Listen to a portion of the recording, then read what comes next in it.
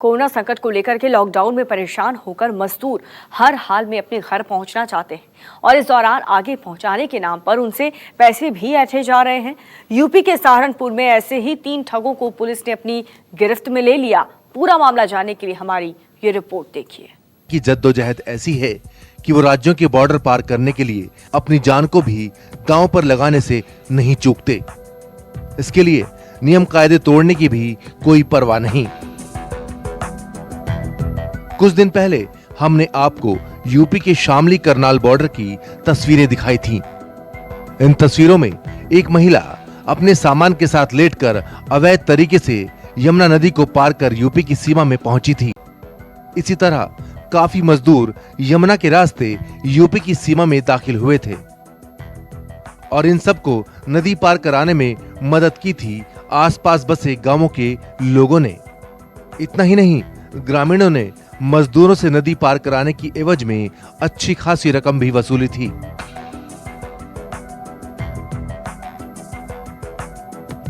कुछ ऐसा ही सूरत हाल शामली से सटे सहारनपुर जिले का भी है।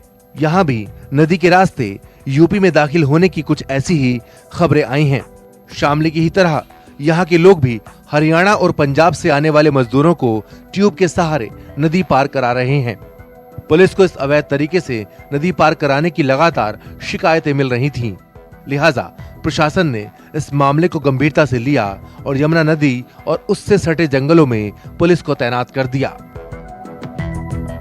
लेबर मूवमेंट भी काफी चल रहा है। बॉर्डर एरिया से हरियाणा से खेतों होते हुए नदियां पार करते हुए आ रहे हैं यहाँ तक। उन्हें रोकने की प्रयास कर रहे हैं। पुलिस ने सहारनपुर के सरसावा थाना इलाके में यमुना नदी और उससे सटे जंगलों में निगरानी शुरू की और आरोपियों को पकड़ने के लिए जाल बिछाना शुरू किया।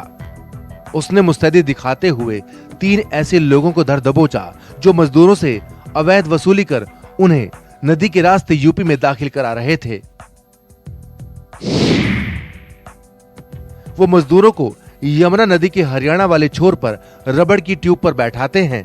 उसके बाद 2 या 3 लोग उस ट्यूब को धकेलते हुए नदी में उतर जाते हैं, तैरते हुए नदी को पार करते हैं और यमुना नदी के यूपी वाले छोर पर मजदूरों को उतार देते हैं और इसके बदले उनसे मनमाना पैसा वसूलते हैं।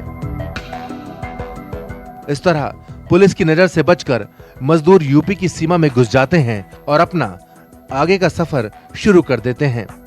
मजदूरों की यूपी में इस आवाजाही को रोकने के लिए निगरानी और बढ़ा दी गई है। साथ ही इन तीनों आरोपियों के खिलाफ कठोर कार्रवाई भी शुरू कर दी गई है।